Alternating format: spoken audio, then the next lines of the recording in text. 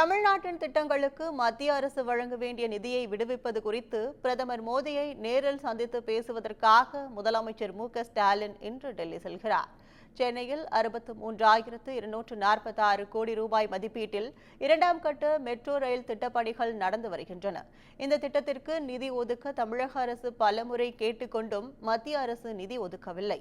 இதேபோல் மத்திய அரசின் புதிய கல்விக் கொள்கையை தமிழக அரசு ஏற்காததால் அனைவருக்கும் கல்வி என்ற திட்டத்திற்கு வழங்க வேண்டிய நிதியையும் மத்திய அரசு நிறுத்தி வைத்துள்ளது. இதுகுறித்து பலமுறை மக்களவை மற்றும் மாநிலங்களவையில் திமுக எம்பிக்கள் கேள்வி எழுப்பியும் மத்திய அரசு பதில் அளிக்கவில்லை. இந்நிலையில் தமிழ்நாட்டின் திட்டங்களுக்கு மத்திய அரசு வழங்க வேண்டிய நிதியை விடுவிப்பது குறித்து பிரதமர் மோடியை நேரில் சந்தித்து பேசுவதற்காக முதலமைச்சர் மு.க.ஸ்டாலின் இன்று டெல்லி செல்கிறார்.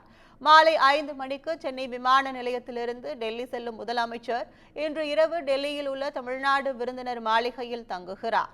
இதை அடுத்து நாளை காலை 11 மணி அளவில் பிரதமர் மோடியை திமுக எம்பிக்கள் தமிழக அதிகாரிகளுடன் இணைந்து சந்தித்து பேச உள்ளார். இந்த சந்திப்பின் போது தமிழகத்திற்கு வழங்க வேண்டிய நிலுவையில் உள்ள நிதிகளை விடுவிக்க கோரிய மனுவை அவர் அளிக்க உள்ளார். மேலும் இந்த பயணத்தில் கூட்டணி கட்சி தலைவர்களை சந்திக்க திட்டமிட்டுள்ளதாக தகவல்கள் வெளியாகியுள்ளன. அதன்பின் முதலமைச்சர் மு.க.ஸ்டாலின் டெல்லி பயணத்தை முடித்து நாளை மாலையே அவர் சென்னை திரும்புகிறார்.